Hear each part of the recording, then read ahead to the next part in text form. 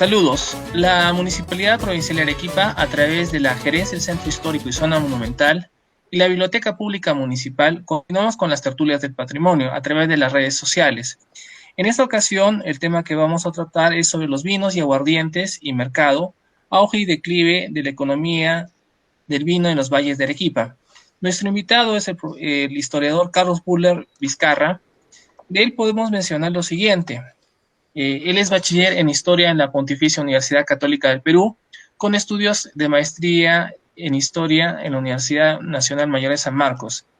Tiene estudios en DEA, estudios de especialidad o maestría en el 2003, doctor en Historia y Civilización en la Escuela de Estudios, Altos Estudios Sociales de Francia, 2009. Es diplomático de carrera de Perú. Es licenciado en Relaciones Internacionales y profesor de Historia de la Academia Diplomática del Perú. Ha realizado estudios de posgrado internacionales en la Escuela Diplomática de Madrid, en 1991-1992. Ha ejercido diversos cargos tanto en la Cancillería peruana como en el exterior, habiendo prestado servicios en Venezuela, Francia y México. Actualmente se desempeña como cónsul general en Quito. Su tesis doctoral, que alcanzó la mención de felicitación, fue publicada en el 2011. Vinos, aguardientes y mercado, auge y declive de la economía del vino en los valles de Arequipa, de 1770 a 1850. También es autor de artículos relativos a la historia regional del sur del Perú y distintos aspectos de las relaciones internacionales. Desde este momento pasamos a la conducción con el doctor Mario Rommel Arce, como director de la Biblioteca Pública Municipal. Doctor Arce, adelante. Gracias, Gonzalo. Estamos con nuestras tertulias sobre el patrimonio de Arequipa. Damos la bienvenida cordial al historiador Carlos Buller, como se ha hecho la presentación, autor de este estupendo trabajo de investigación que titula Vinos, aguardiente y mercado, auge y declive de la economía del vino en los valles de Arequipa, 1770-1853. Bienvenido, historiador Carlos Buller. Muchísimas gracias, señor director. Sepa, para mí es una especial satisfacción realmente poder estar en contacto, aún en estas condiciones, ¿no? Gracias a estas plataformas, en contacto con Arequipa, ciudad a la que siempre he visitado desde muy pequeño y a la que le guardo pues un cariño muy, muy especial.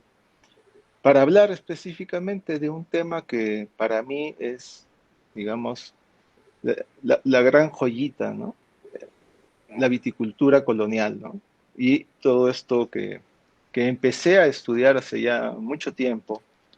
Y efectivamente, sí, efectivamente. de distintas maneras, ¿no? Sí, es un tema muy interesante, del cual, por supuesto, no se ha investigado lo suficiente, y creo que su libro es uno de esos libros pioneros que ha hecho una investigación profunda con desarrollo incluso de hipótesis y de afirmaciones que ahora nos gustaría que pueda compartir con nosotros. En principio, habría que mencionar que una de las fuentes que sirvieron para llevar a cabo esta investigación sobre los vinos, aguardiente y mercado fue el Archivo Arzobispal de Arequipa, ¿no? Ahí encontró, entiendo, muchas de las fuentes que le sirvieron a usted para llevar a cabo este trabajo de investigación. Por otro lado, en su libro usted comienza hablando de Arequipa, acerca de la fundación, la razón estratégica por la cual fue fundado justamente en el valle del río Chili, ¿no? Como conexión entre la sierra y la costa, los cultivos que había antes en el Perú prehispánico, y luego, con la llegada de los españoles, ya la inserción de la ciudad de Arequipa en el sistema colonial, justamente a través de la agricultura dedicada al cultivo de productos de origen español, ¿no es cierto? Esa es el inicio, digamos, de la inserción de la ciudad de Arequipa en la economía colonial.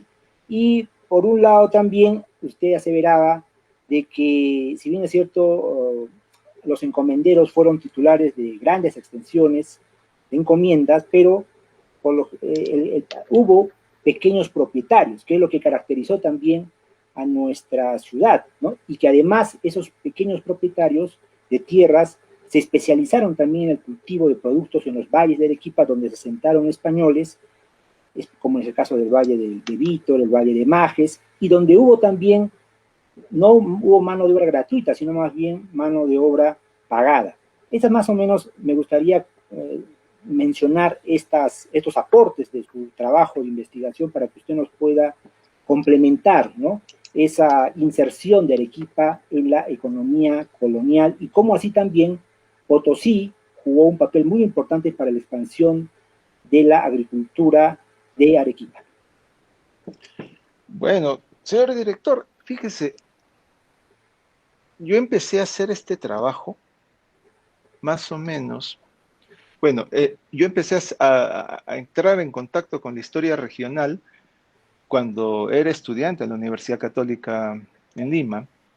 Hice mi primera memoria de bachillerato sobre Arequipa y para entonces se contaba ya con importantes estudios sobre la historia regional arequipeña, no hechas necesariamente por peruanos. Estamos hablando, desde el punto de vista peruano, digamos, está el libro Trajinantes de Luis Miguel Glave, donde claramente se observa el papel que juega Arequipa en la articulación del espacio y de los circuitos comerciales del surandino. Está, por supuesto, el trabajo de Alberto Flores Galindo, ahora que menciono surandino, ¿no?, Arequipa y el surandino, que es un clásico. Tuvimos la oportunidad hace un par de años de conversar sobre eso en la Universidad Católica, los alumnos de Flores Galindo. Están los trabajos, por supuesto, de Eusebio Quirós Pasolán, el trabajo de las aduanas, había bastante. Y de afuera estaban los trabajos de Kendall Brown, Bourbon and Brandy, que ha sido traducido y publicado por el Instituto de Estudios Peruanos,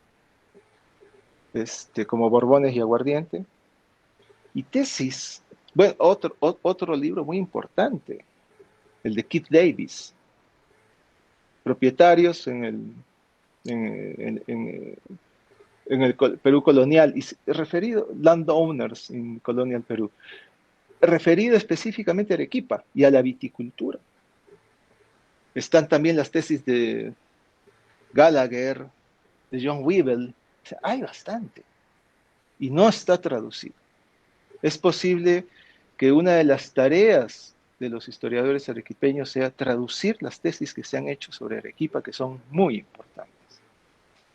Dicho esto, yo entro al trabajo sobre Arequipa con una serie de ideas ya establecidas por estos trabajos previos, ¿no? Yo decía, ¿qué de nuevo voy a encontrar acá? Si ya prácticamente de lo político, de lo social, de lo económico, tanto y tan bueno se ha escrito. Y es ahí cuando efectivamente aparecen estas fuentes en el archivo arzobispal de Arequipa. Como ocurren a los hallazgos, digamos, más importantes, ocurren de casualidad, porque no sabía que existían estas fuentes. Me encontré con estas tasmías, que son la contabilidad de los diezmos. Y un tesoro, porque la verdad, y aliento a los alumnos de historia de la Universidad San Agustín a seguir dándole vueltas a este tema, porque yo he arañado el tema, porque solamente me he referido a la producción. Falta la dinámica social, falta la dinámica de propiedad, el manejo de la tierra. Faltan muchas cosas en torno a las tasmías. Como digo, he arañado el tema. Solamente me he fijado en la producción. Y bueno, me encuentro con estas tasmías, con los cuadrantes decimales, con informes donde los mismos miembros del cabildo eclesiástico explicando cómo se hacía el cobro del diezmo. Entonces, aquí hay definitivamente una cuestión muy importante hay una pista que seguir. Hay un informe en el libro de Juan Manuel de la Gala, donde nos explica, y en el libro hay un cuadro de cómo estaba estructurado el diezmo de Arequipa. Yo creo que eso y me gustaría insistir en eso, el estudio que se ha hecho a partir de fuentes primarias, creo que puede servir es una beta que se puede seguir explorando, porque no hay estudios de diezmos de esa magnitud. El archivo arzobispal es muy, muy rico, y como digo, solamente lo he arañado. Segundo lugar, la viticultura, como decía, yo venía con algunas ideas ya puestas en la cabeza, ¿no? Las reformas borbónicas destruyeron esto, la producción de Arequipa y la agricultura arequipeña colapsó después del 1780, vino el terremoto, vino la guerra, pero cuando veo la producción sube después. Es decir, aquí hay una cuestión que yo digo, esto lo tenemos que desarrollar un poco más, porque no es que la creación del Virreinato de Río de la Plata, las grandes rebeliones de 1780, las reformas borbónicas, el impuesto al aguardiente y este tipo de cosas que sí afectaron a la economía, no la destruyó, más bien logró renacer después de eso. Sí. Historiador Carlos Buller, le pido por favor, hagamos una pausa en su intervención para luego regresar, continuar conversando. Gracias. Es una etapa difícil, pero con el esfuerzo, sacrificio y responsabilidad de todos los arequipeños, superaremos todas las adversidades. Ganaremos esta batalla, cada uno haciendo lo que le toca hacer en estos momentos, unos trabajando y otros desde casa. ¡Lo lograremos! ¡Fuerza, Arequipa! Continuamos conversando con el profesor Carlos Buller sobre vino, aguardientes y mercados en el surandino, sobre la base de su publicación de hace 10 años, el libro que hemos presentado hace poco, y el profesor nos venía contando los antecedentes de la investigación y otros trabajos anteriores al suyo sobre el tema, pero que con el hallazgo de, digamos, de una fuente valiosa de las Tanzanias, referido al cobro de los diezmos en el archivo arzobispal de Arequipa, pues se abrió una nueva beta de investigación, y eso ha permitido a nuestro invitado pues hacer aportes sustanciales, como decíamos, en el estudio de los circuitos comerciales en el surandino para el tráfico del vino. Y me gustaría preguntarle, para que él nos pueda responder acerca de esa propuesta suya, ¿no? De que se creía de que con el auge de Potosí, que como él sostienen, no va más allá de 1650, también había decaído el comercio del vino. Sin embargo, el autor sostiene que no atravesó por una crisis secular, por el contrario, se consolidó y estableció las bases del auge del comercio del vino a mediados del siglo XVIII, que es el periodo que comprende el estudio de investigación del profesor Carlos Buller, 1770-1853. Muchas gracias, señor director. Fíjese, al terminar el libro hay como un apéndice que se llama Apuntes Finales. Y ahí yo digo, entre todas las cosas que se han dicho, ¿qué cosa yo escogería como fundamental para explicar este gran desarrollo en el sector vitivinícola arequipeño? Y en la tercera línea digo, no dudo en decir que fue el mercado. Es decir, sí, Potosí es clave, es fundamental. Vamos a ver, simplemente para los que no conocen muy de cerca esto, Potosí es la mina más grande de plata en la historia. Esta mina está ubicada al sur de Bolivia, a más de 4.000 metros de altura. Ahí no crece nada, todo se tiene que llevar, desde los insumos para la producción, la gente, porque ahí no vive nadie, unos cuantos pastores, no vivía nadie, unos cuantos pastores, caminantes, no hay madera, no hay combustible. no hay ganado, no hay nada. Todo se tenía que llevar de afuera.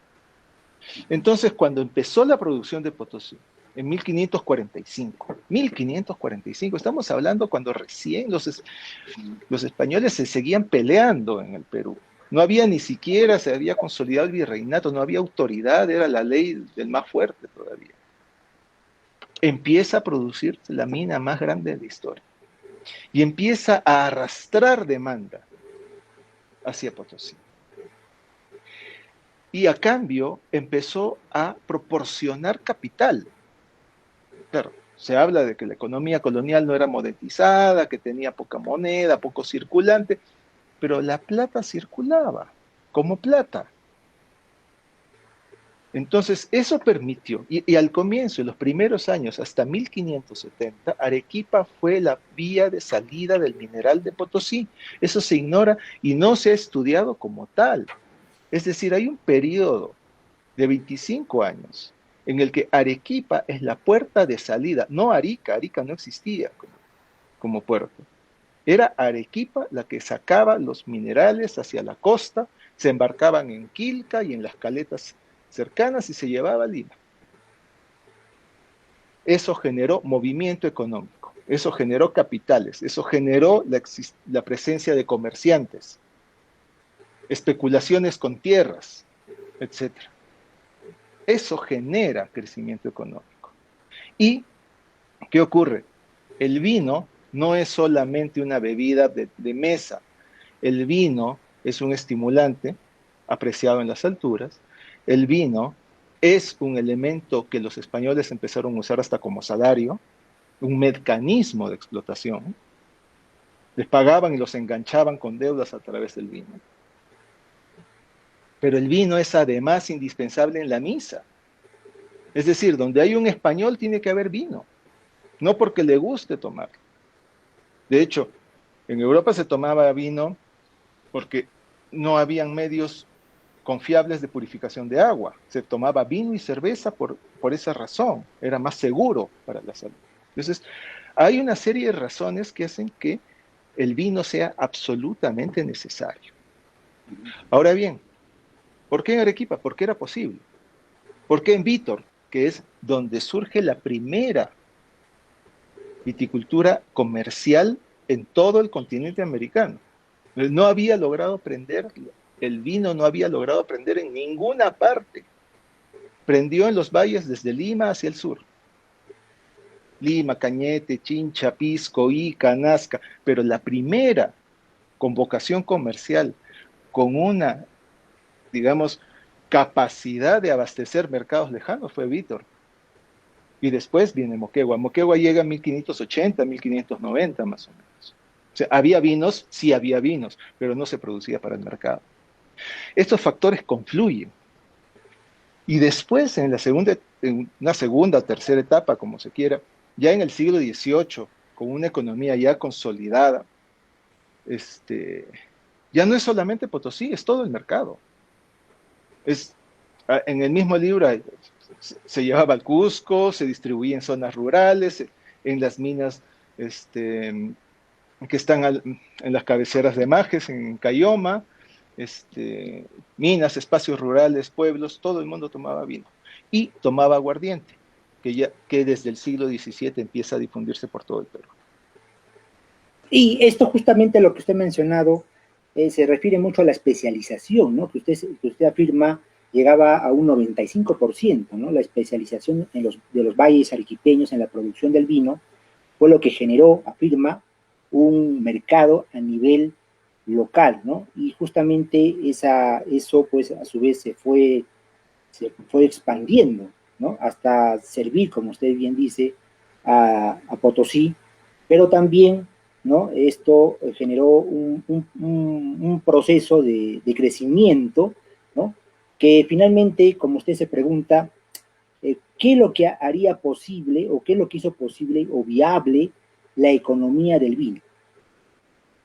Bueno, yo le digo, la demanda, la estructuración de la demanda, la capacidad del mercado, porque se habla, el mercado andino, el mercado interno colonial, no circulaba moneda, no, es mentira, o sea, circulaba de todo. Si en Potosí llegaban paños de Quito, o sea, había una circulación y eso sin duda gracias a las prácticas y instituciones y formas de movilización humana que existían en tiempos precolombinos, ¿no? Los lupacas, por ejemplo, en las zonas, todas las poblaciones de las zonas altoandinas tenían colonias en la costa, y eso está perfectamente demostrado, y subían y bajaban. Entonces, y al comienzo de todo esto, quienes transportaban las botijas eran personas. Sí, llamas, también usaban ganado local, pero también personas, así como ahora hay mochileros que llevan distintos productos caminando, así se movían las cosas, Entonces, se produce esto, y esto no es solamente el sur andino, y eso no es solamente Potosí, porque la viticultura en el siglo XVII se expande en la zona de Pisco y Ica de una manera extraordinaria, y Pisco Ica llega a superar en niveles de producción Arequipa. Pero, ¿por qué? En 1600, la erupción de Huaynaputina destruye todo. Las cenizas del volcán Huaynaputina destruyen todo. Y la viticultura vuelve a empezar de cero. ¿Y cómo es que vuelve a empezar de cero? Porque tenía sus fortalezas enraizadas en el mercado. Ahora, respecto a la especialización, estamos hablando de una especialización del 90 y 95% en los valles de Vítor, Majes y Moquegua, porque no hay que olvidar que en la campiña, por ejemplo, circundante, Poxi, Tiabaya, la gran campiña arequipeña producía más bien trigo y maíz, ¿no?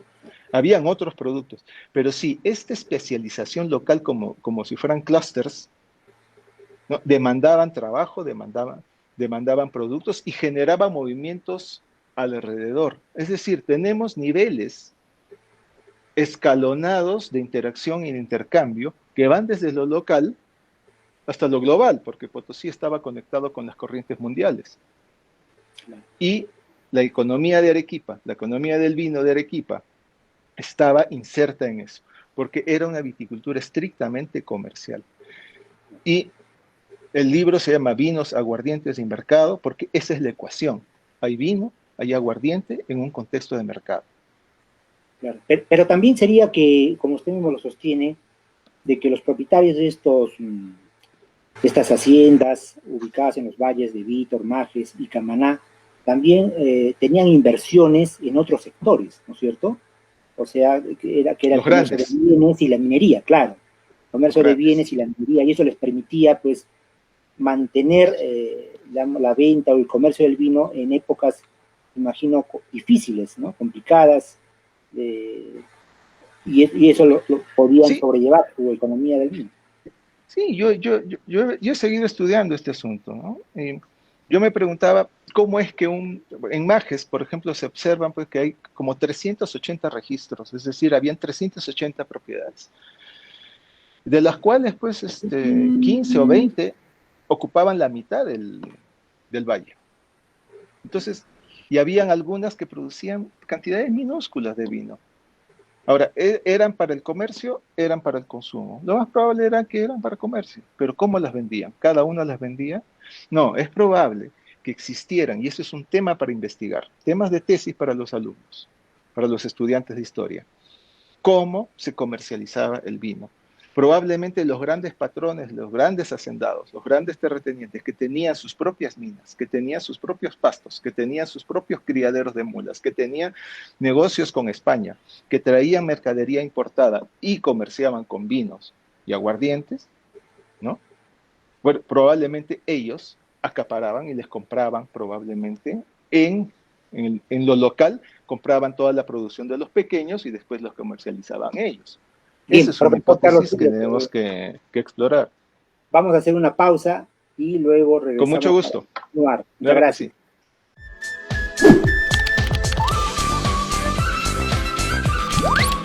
Desde ahora podrás realizar tus trámites desde la plataforma virtual de la Municipalidad Provincial de Arequipa. Los tiempos cambian y nosotros también. Por ello, la oficina virtual, la MUNI, cerca de ti, desde la plataforma web de la Comuna Provincial, permite realizar consultas y trámites desde la comodidad de la casa o el trabajo, a través de la computadora o del celular, en menos de un minuto.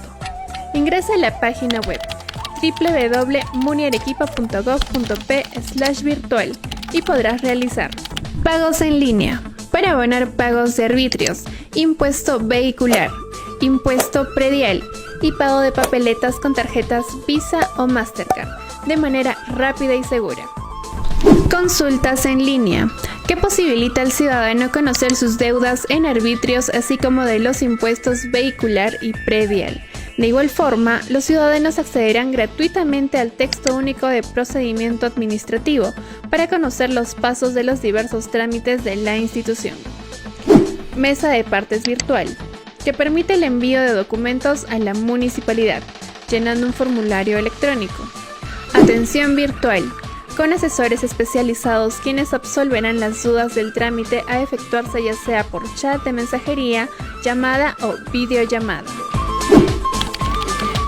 La MUNI, cerca de ti. Arequipa, ciudad de todos. Bien, amigos, continuamos con la tertulia sobre el patrimonio de Arequipa, dedicado al tema los vinos, aguardiente y mercado. Como diría el autor que nos acompaña ahora, el profesor Carlos Buller, el tema principal sería de su libro La producción de vino y el mercado interno colonial. Y se han destacado en su investigación varias cosas en realidad. Una de ellas es lo atípico del trabajo que se desarrollaba en estos valles de Vítor, Majes y de Moquegua, ¿no? Por el uso de la mano de obra, que no era mano de obra gratuita, sino era una mano de obra pagada. En segundo lugar, el otro aporte del libro que sostiene el profesor Carlos Buller es la ocupación efectiva de estos, de estas tierras en los valles mencionados, donde se asentaron pobladores españoles, ¿no? Y que dieron origen a la economía del comercio del vino. Y en tercer lugar, también habíamos mencionado, ¿no? Y el profesor lo había complementado, cómo los propietarios de estas tierras, haciendas en los valles mencionados, habían diversificado sus inversiones en otros sectores de la economía, lo cual les ha permitido, pues, poder resistir épocas de declive del comercio del vino, que tuvo una época no solamente de auge con la existencia del centro minero de Potosí, sino que además, como lo sostiene nuestro invitado, va más allá de 1650 y llega a un periodo de esplendor que correspondería a mediados del siglo XVIII, ¿no? Ahora, hablemos, profesor, de la época del declive, justamente del comercio del vino, que esto estaría tal vez asociado a las reformas borbónicas que se implementaron en Hispanoamérica. Bueno, es un asunto fascinante y complejo, ¿eh? Es un asunto fascinante y complejo. Fíjese, señor director, lo que levanta la economía del vino es el mercado, la demanda, la circulación. Y lo que la destruye es lo mismo. Es decir, se quiebra la demanda, se quiebra la circulación. Son los mismos factores que están detrás. Pero en Arequipa se observa, al menos porque eso sí he podido estudiar con cierto detalle, en Pisco y Ica es muy difícil aproximarse a ellos, por el momento al menos, pero en Arequipa queda clara una cosa: las reformas borbónicas destruyeron a la élite terrateniente tradicional, es decir, a las grandes familias que venían desde el siglo XVII, los Barreda, los Benavides. Ellos caen y surgen, digamos, personajes con otro modelo de negocios. Aquellos a los que nos mencionamos que tenían minas, que tenían pastos, que tenían comercio, eran peninsulares llegados a fines del siglo XVIII. Estamos hablando de los Goyeneche, estamos hablando de los Alvisuri, estamos hablando de los de Cosío. Ellos llegan después, se casan con las hijas de Barreda, de Benavides, de la élite tradicional. Las reformas borbónicas destruyen a la élite tradicional porque la élite tradicional no había diversificado sus actividades. En cambio, los recién llegados llegan, asumen, digamos, por vía de matrimonio, herencia o compra directa, ingresan al negocio de los vinos aguardientes, pero no es el único. Entonces, cuando se cae la demanda, cuando hay problemas de precios, etcétera, ellos se refugian en otras actividades y sobreviven. Tristán, por ejemplo, también, ¿no? Ellos son españoles que se asientan en Arequipa. ¿Y qué es lo que pasa? Cuando llega la independencia, cuando se desestructura el espacio de comercialización del sur andino, como consecuencia de la creación de Bolivia, de las guerras civiles, etc., los capitales simplemente se van a otro lado y se fueron a las lanas. Entonces el sector fue abandonado. ¿Por qué? Porque ya no era rentable. Ya no había mercado, ya no había circulación, había competencia del aguardiente de caña. Para ellos, para estos personajes probablemente era más fácil importar bebidas alcohólicas que estarlas produciendo, que se hacía muy costoso, ya no había rentabilidad. ¿Por qué? Porque los precios habían caído terriblemente. Entonces, hay una especie de escalonamiento en la crisis. La primera, y la rebelión de los pasquines tiene que ver con la rebelión de la élite terrateniente tradicional. O sea, la élite terrateniente tradicional participa. Después se repliega. Después se repliega cuando las cosas se van y se convierte en un alzamiento popular. Pero participan de esto porque les está afectando mucho. Entonces, quiere decir que la economía del vino incidió en la recomposición social de Arequipa a fines del siglo XVIII, con la sustitución de familias tradicionales por otras. No específicamente, sino que ahí entramos en el universo ya más amplio, lo global, digamos, ¿no? Hay un proceso de modernización. Occidente está en auge. El comercio a nivel mundial se mueve con más fuerza. Estamos en un periodo que va a encumbrar posteriormente a Inglaterra. En ese marco, el intento modernizador de los Borbones incluye la llegada de funcionarios, incluye la llegada de una nueva ola de migrantes españoles, pero estos sí premunidos con capitales, sí premunidos con otro chip empresarial.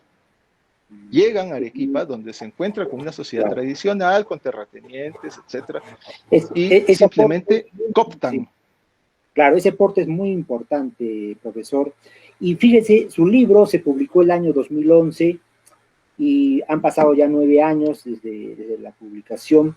¿Cuáles son las, digamos, reconsideraciones o nuevas hipótesis o hallazgos que se han producido en estos últimos 9 años sobre su investigación? Si nos puede compartir, por favor. Bueno, yo he seguido efectivamente estudiando esto porque de alguna manera a uno le piden artículos sobre tal punto, y no se trata de repetir lo que ya está hecho. Y encuentro básicamente algunos aspectos que sí merece la pena subrayar. Por ejemplo, el caso, en el libro asimilo Moquegua como parte de Arequipa. Era parte de Arequipa, pero en realidad Moquegua era un subsistema en el marco de Arequipa. Moquegua tiene una historia particular que no está explorada. Las tasmías pueden servir, por supuesto, pero esa historia no está explorada. Moquegua comercializaba sus productos por Tacna, Arica, directamente, sin pasar por Arequipa. Es decir, Moquegua no era una periferia de Arequipa como lo podía hacer Vítor y Majes. Segundo, lo que acabo de decir respecto al escalonamiento de la crisis, ¿no? El declive en Arequipa se produce a pedazos. En el libro yo sostengo que esto se produce después, ya con la independencia, pero no. Hay un tropezón muy grande con las reformas borbónicas que va a golpear a la élite terrateniente y a muchos propietarios tradicionales que no pueden solventar los gastos que implica el nuevo impuesto sobre el aguardiente del 12.5%, porque eran gente que tenían, que arrastraban compromisos con la iglesia, capellanías, hipotecas, y que tuvieron que ir vendiendo sus parcelas de a pocos. Y es así como los grandes que llegan se empiezan a apoderar de estas parcelas. Entonces hay un escalonamiento que sí es interesante explorar. Alguna otra cosa que puedo señalar es que la economía del vino a escala colonial, a escala del Perú, fue una cosa extraordinaria. Los valles de Pisco Ica, que podemos llamar la zona norte, y los valles de Vítor, Majes y Moquegua, la zona sur, se repartieron los mercados y abastecieron. Los vinos de Ica llegaban a México, y están los testimonios, está la documentación. Los montos de producción eran fabulosos. Y segundo, el tema del pisco. El tema del pisco. El aguardiente es una bebida que está muy, muy asociada desde muy temprano a la producción de vino. ¿Por qué? Porque estaba recién empezando en Europa y se trajo acá como novedad, porque tenía múltiples usos, no solamente como, y esto es una novedad, no solamente como medicina, como se decía, se usaba en las farmacias, etc. No, sino es posible que haya sido un insumo de la economía del vino, sino porque tenemos evidencias tan tempranas de producción de aguardiente, como el caso del testamento del griego. ¿Qué hacía un griego destilador en Ica en 1613, haciendo su testamento? O sea, ¿para qué era el aguardiente? Se hacía aguardiente para... Ahí hay una cuestión que estoy explorando. Los usos que se le daba al aguardiente en los primeros tiempos de la viticultura. Y bueno, espero yo tener la oportunidad de poder seguir conversando de estos temas, especialmente porque estoy pronto a terminar un segundo... No, quisiera volver a editar, digamos, vinos una segunda edición. Aguardientes y Mercado, una segunda edición, digamos, complementada, corregida, quitándole algunas cosas que no eran necesarias y fortaleciendo algunos puntos, pero sí estoy terminando digamos, un estudio, un ensayo sobre la viticultura colonial como un todo. Y dígame, profesor, ya para terminar esta interesantísima conversa, finalmente, de manera muy puntual, por favor, le pediría la respuesta. Para la época de la independencia, la economía del vino, ¿cómo se vio afectada? Totalmente. Totalmente. Se pierden los mercados. Todo comercio depende de la paz.